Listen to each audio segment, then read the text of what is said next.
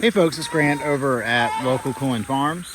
The goats are getting after some invasive Chinese privet, which is one reason why we have the goats. It's actually the reason that we got the goats to begin with, because we kind of had acres of privet, and the privet is just grade A, highly palatable food for the goats. They'll strip this plant down. I'll come back and cut it. We're gonna let it regrow because it'll give us food later on. But you can just see how much they like the privet, which is the reason to have goats. Anyway, so we just moved them. We moved the goats weekly. We had them in the paddock over there. Now we have them in about a 3-acre area of the farm that's wooded, and we've been in a transition for the past couple of years. I'm working on this area slowly.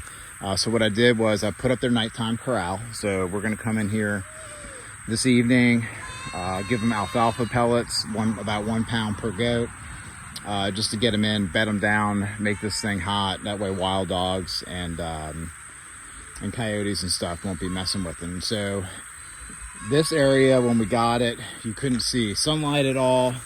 It had a duff layer that was like 12 inches thick. I'm not exaggerating, of pine needles. It was just all pine, no light, just pine needles. It was kind of like this pine needle, pine desert, that you see very often with planted pine. I don't believe this was planted in pine. It just came up. So what we've done, we ran pigs in here for the past couple of years.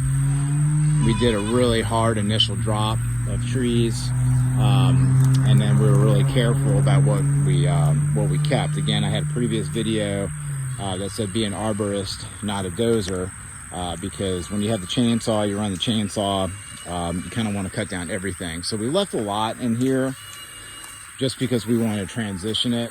So like when we come and do another sweep, for example, we'll leave this sweet gum because it's a young tree. It's going to grow fast. We can always cut it back down to the base as a coppice cut, or do a high polar cut and let it regrow. But we're going to target, when we come back in here, we're actually going to be targeting the pine, but prioritizing like the oak. So there's an oak right here, pine right here, sweet gum right here. We want to prioritize the sweet gum and the oak and take out the pine. So what we're doing is that we're going to look up at the canopy and see where we need to let more sunlight through.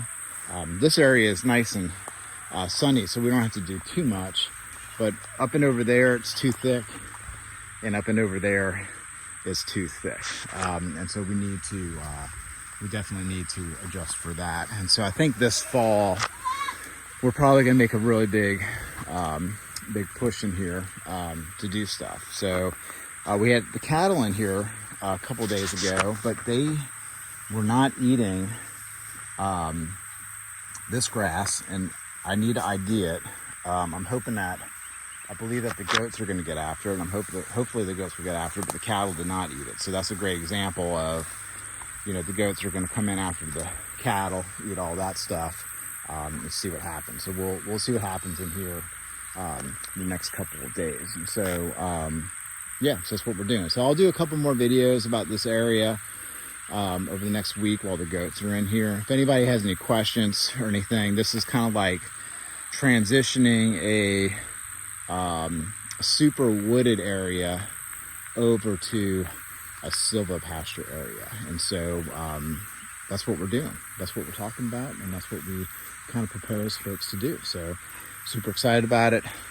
She's super excited about it. We're all just kind of super excited about it.